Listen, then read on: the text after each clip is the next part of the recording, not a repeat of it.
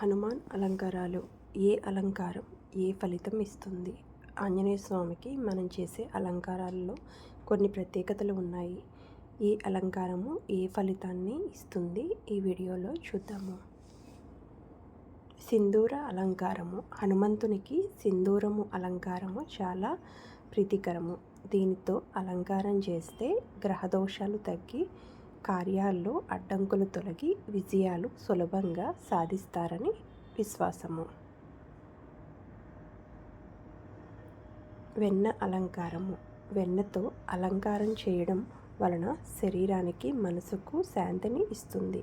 అలాగే ఆరోగ్య సమస్యలు తగ్గి కోపము ఆందోళన కూడా తగ్గుతాయి అని నమ్మకము. వెన్న అలంకారము ఆంజనేయ స్వామికి ఇష్టమైన అలంకారము.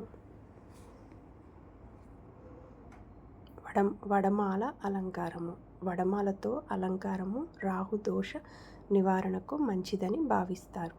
శత్రువుల భయం తగ్గి ధైర్యం కూడా పెరుగుతుంది. మనకు శత్రు బాధ ఉన్నప్పుడు వడమాల అలంకారంగా స్వామికి చేస్తే మనకు ఎంతో ధైర్యము వస్తుంది. చందన అలంకారము. చందనము చల్లదనానికి ప్రతీక. ఇది మనసును ప్రశాంతంగా ఉంచి ఒత్తిడి తగ్గించడంలో సహాయపడుతుంది. మనకు మానసికంగా కొన్ని సమస్యలు ఉన్నప్పుడు ఈ చందన అలంకారం స్వామికి చేయడం వలన మనకి ఆ ఒత్తిడి తగ్గి ఎంతో ప్రశాంతత చేకూరుతుంది. ఫల అలంకారము. పండ్లతో చేసే అలంకారము సుఖ సంతోషాలు, సంపదను అలాగే శుభ ఫలితాలను కూడా తీసుకువస్తుందని విశ్వాసము.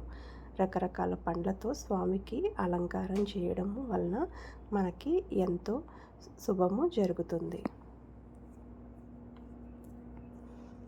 పుష్ప అలంకారము. సాధారణంగా దేవుళ్ళకి అనేక రకాల పుష్పాలతో అలంకరణ చేస్తారు కదా, అలాగే ఈ పుష్పాలతో అలంకారం చేయడం వలన భక్తి ఏకాగ్రత పెరుగుతుంది.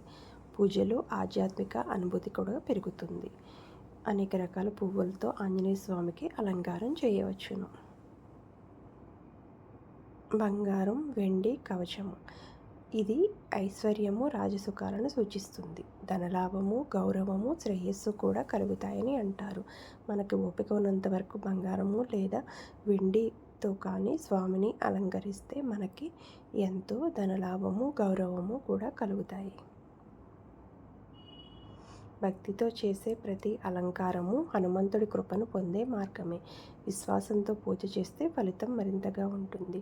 అంటే మనము ఏ అలంకారమైనా మనస్ఫూర్తిగా చేస్తే స్వామి కృప మనకి దక్కుతుంది. నమ్మకంతో విశ్వాసంతో పూజ చేస్తే ఫలితము దక్కుతుంది అని అర్థము. సర్వే జన సుఖినో భవంతు. Thank you so much for watching. Please subscribe my channel. Thank you.